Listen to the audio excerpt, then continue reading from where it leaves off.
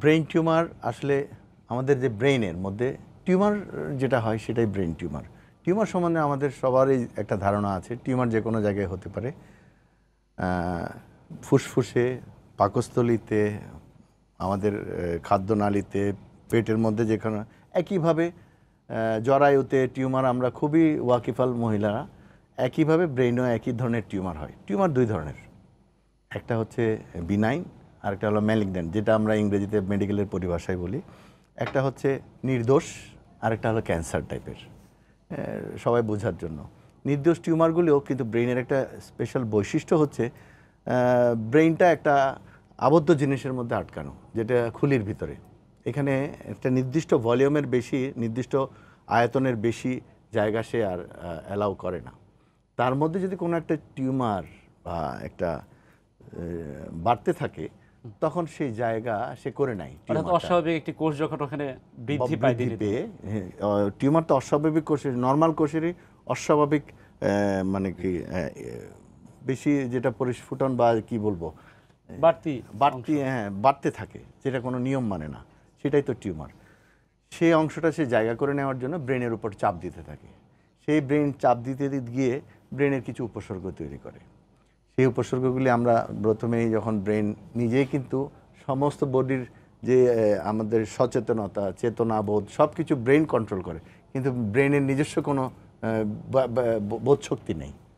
ব্রেনের উপরে যে একটা ডুরামেটার থাকে, যেটা কাভার করে, যেটা হাড্ডি এবং ব্রেনের মাঝখানে থাকে, এটা খুব পেইন সেন্সিটিভ।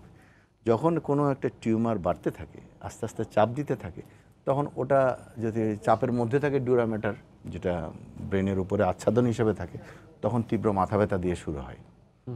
মাথা ব্যথার মাত্রা যখন একটা নির্দিষ্ট মাত্রার বেশি হয়ে যায়, তখন শুরু হয় তার বমি। তখন আমরা আমাদের মেডিকেলের পরিভাষায় বলি এটা ব্রেনের ইনক্রিজ আইসিপি, মানে ইন্টারক্রেনিয়াল প্রেশার। ব্রেনের মধ্যে যে প্রেশারটা থাকে সেটা বেড়ে যাচ্ছে।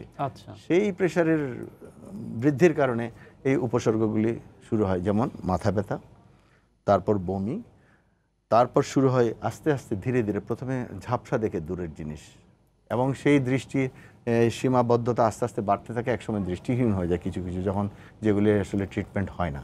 আপনার যদি শুধু মাথা ব্যথাই থাকে অনেক দিন থেকে, অনেক বছর থেকে, অন্য কোনো লক্ষণ নেই, এটা ইউজুয়ালি ব্রেন টিউমারের লক্ষণ না। বিকজ ব্রেন টিউমার থাকলে মাথা ব্যথা ছাড়া অন্য, যেটা স্যার বলেছেন, আরও অনেক লক্ষণগুলো থাকবে। যেমন তার বমি হবে, যেমন তার ভিজুয়াল, চোখের দৃষ্টি কমে যাবে, বা আস্তে আস্তে খিঁচুনি হবে। এই জিনিসগুলো সহ যখন থাকে, তখন আমি বলি যে এটা আসলে ব্রেন টিউমার। একটা জিনিস হইতে পারে, ব্রেন যেটা বলা হয়েছে যে ব্রেনের যেই জায়গাটা টিউমারটা হচ্ছে আস্তে আস্তে বড় হয়, ব্রেনকে চাপ দিতে থাকে। তো ব্রেনের তো এক এক টেরিটরি এক এক কাজ করে, তো ওই জায়গার ফাংশনটাও আস্তে আস্তে ইম্পেয়ার্ড হইতে পারে। ফর ইনস্ট্যান্স ধরেন আমি কথা বলছি, ব্রেন একটা নির্দিষ্ট জায়গা এটার জন্য দায়ী।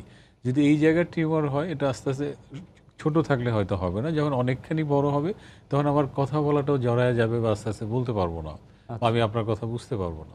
এই সব কিছু মিলেই আমাদের ইনফারেন্স যে এই লক্ষণটা হয়তো ব্রেনের ভিতরে কোনো স্পেস অকুপাইং লিশন বা ব্রেন টিউমার হয়েছে। No age is immune for brain tumour. এটা বাচ্চাদের বয়সে হতে পারে, বয়স্ক মানুষের, অনেক বয়স্ক মানুষের হতে পারে।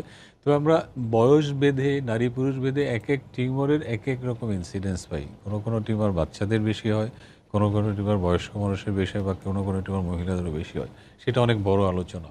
বাচ্চাদের কিছু টিউমার কমন হয়, এবং বাচ্চাদের টিউমার হলেই লক্ষণগুলো এমনি ব্রেনের জন্য মাথা ব্যথা আসে, কিন্তু সবচেয়ে আগে যেটা আসে টিউমারটার জন্য ব্রেনে, আমরা জানি, যেটা বলা হয়নি এখনও, পানি সার্কুলেট করার একটা রাস্তা, ইস কাইন্ড অফ লেক, পানি তৈরি হয়ে বের হয়ে যাচ্ছে। আমরা জানি ব্রেনটা কিন্তু পানির ভিতরে ভাসে, যে পানিটাকে আমরা সিএসএফ বলি।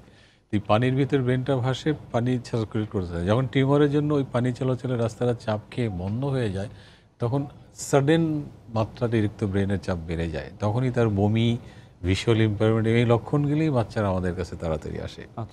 আর অ্যাডাল্টে এইটা কম আসে। অ্যাডাল্টে বরং যেটা বললাম যে একটা জায়গায় টিউমার হওয়ার জন্য ওই লোকাল সাইনগুলো, যেমন আমার একটা হাত শক্তি কমে যাচ্ছে, আমি কথা বলতে পারছি না, খিঁচুনি হচ্ছে, সাথে মাথা ব্যথা, এই লক্ষণগুলো নিয়ে আমাদের কাছে আসে আর কি।